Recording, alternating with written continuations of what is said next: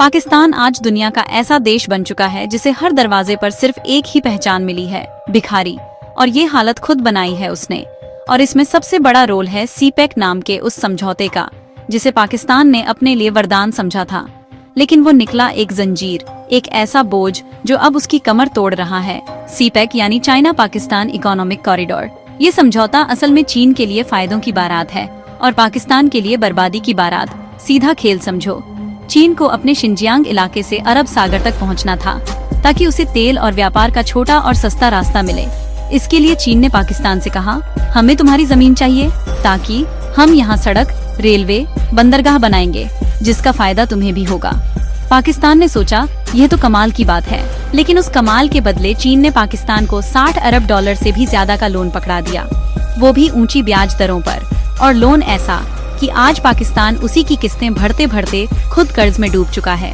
अब हालत ये है कि सीपेक के ज्यादातर प्रोजेक्ट चीन की कंपनियां चला रही हैं। चीनी इंजीनियर काम कर रहे हैं, चीन से मशीनें, सामान सब लाया जा रहा है और पाकिस्तान को ना रोजगार मिला ना मुनाफा, सिर्फ कर्ज और खाली जेब। और ग्वादर पोर्ट की हालत तो देखो, वहाँ पाकिस्तान के मछुआरे भी अपने ही समुद्र में जाने से डरते हैं क्योंकि सिक्योरिटी चीन की कंपनी संभाल रही है। लोग बिजली और पानी के लिए तरसते हैं, लेकिन चाइनीज कर्मचारियों को सारी सुविधाएं मिलती हैं। बलूचिस्तान की जनता सड़कों पर उतर चुकी है, विरोध कर रही है, लेकिन पाकिस्तान की सरकार उल्टा अपनी ही जनता को चुप कराने में लगी है।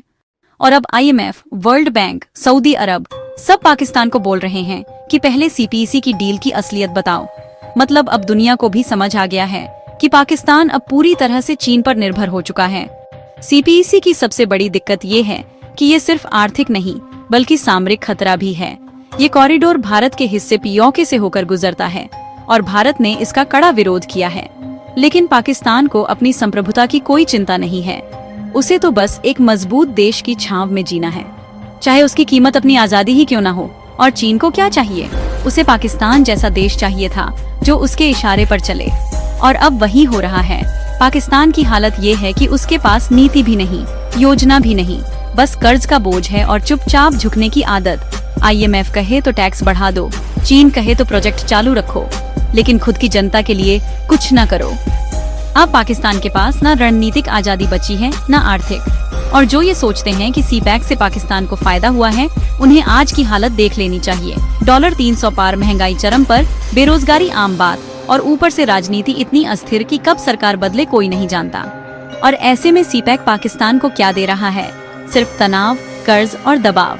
और चीन को क्या मिल रहा है? एक सीधा रास्ता अरब सागर तक, एक भरोसेमंद मोहरा जो हर वैश्विक मंच पर चीन का समर्थन करता है, और एक देश जो उसकी शर्तों पर चलने को तैयार है। सीपेक के बहाने चीन ने पाकिस्तान को धीरे धीरे इतना जकड़ लिया है कि अब वो उससे अलग नहीं हो सकता। न डील तोड़ सकता है, न प्रोजेक्ट रोक सकता है, बस सिर झुकाकर झेल रहा है। और अगर ये हाल चलता रहा तो आने वाले समय में पाकिस्तान का कोई फैसला पाकिस्तान में नहीं होगा, सब कुछ बीजिंग से तय होगा।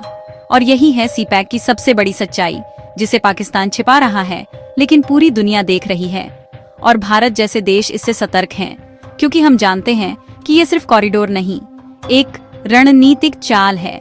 पाकिस्तान ने अपनी जमीन पर चीन के लिए जो रास्ता खोला है, वही रास्ता अब पाकिस्तान को निगल जाएगा। और भाइयों, यही है वो हकीकत जो हर बार पाकिस्तान को शर्मिंदा करती है, लेकिन वो मानने को तैयार नहीं, क्योंकि उसे कड़वा सच नहीं, मीठा सपना पसंद है। लेकिन सपना कब तक चलेगा?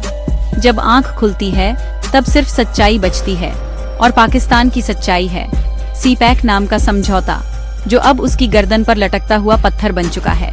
और पाकिस्तान की सच्चाई यही है कि सीपेक नाम का ये समझौता अब उसके लिए एक ऐसा दलदल बन गया है जिसमें जितना बाहर निकलने की कोशिश करता है, उतना ही और गहराई में धंसता चला जाता है।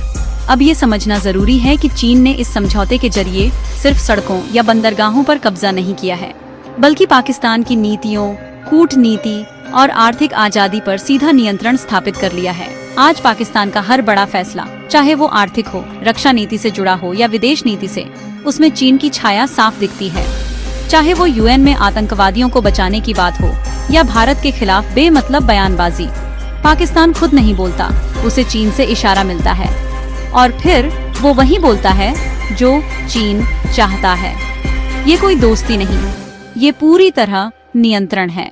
अब जरा देखो कि सीपेक के तहत जो प्रोजेक्ट्स पाकिस्तान में चल रहे हैं उनमें से ज्यादातर अधूरे पड़े हैं या बहुत धीमी रफ्तार से चल रहे हैं, क्योंकि अब चीन खुद भी पीछे हटने लगा है। उसे समझ में आ गया है कि पाकिस्तान में अस्थिरता इतनी ज्यादा है कि वो अपने निवेश को लेकर डरा हुआ है। आए दिन बलूचिस्तान में हमले होते हैं, सीपेक से जुड़े इंजीनियरों को निशाना बनाया जाता है, लोकल लोग विरोध में प्रदर्शन करते हैं और सरकारें इसे काबू करने के बजाय आंखें मूंद लेती हैं। इससे चीन को भी समझ आ गया है कि पाकिस्तान में लॉन्ग टर्म गेम खेलना मुश्किल है, लेकिन फिर भी उसने जो कब्जा जमाना था वो पहले ही जमा चुका है।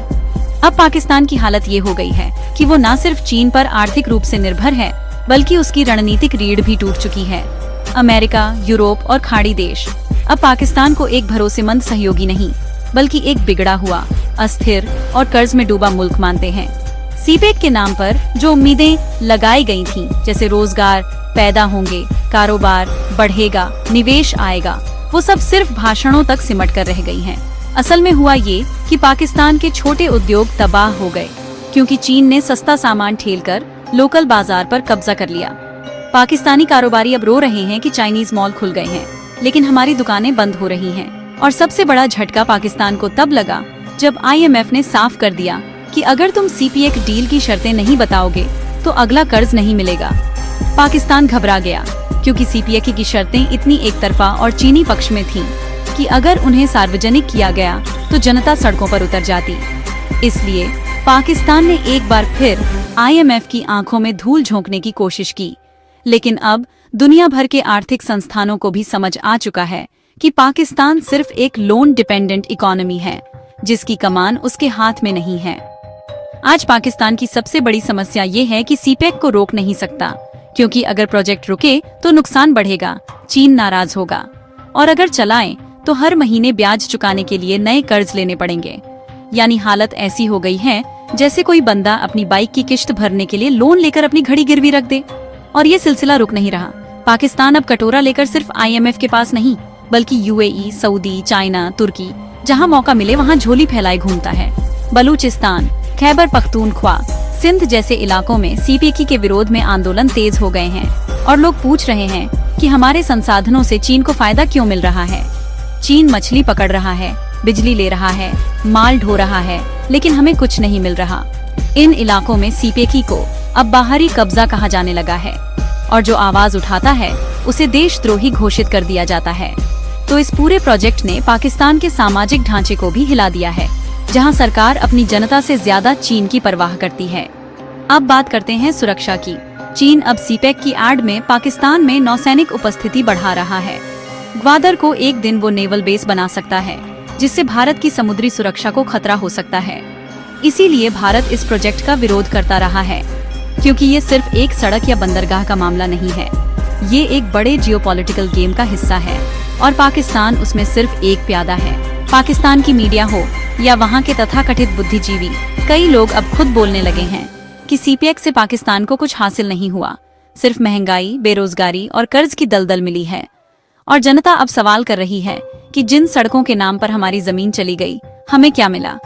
स्कूल, अस्पताल, नौकरी, कुछ नहीं, सिर्फ भाषण, झूठे वादे और एक और नया लोन।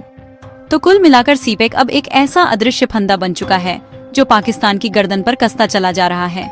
आज पाकिस्तान अपने फैसले खुद नहीं ले सकता, उसे हर बार चीन की तरफ देखना पड़ता है। यही है असली गुलामी, जहां आप स्वतंत्र दिखते हो लेकिन हो नहीं। और इस स्थिति तक पहुंचने में सबसे बड़ा हाथ है उसी CPEC समझौते का, जिसे पाकिस्तान ने कभी विकास का रास्ता समझा था।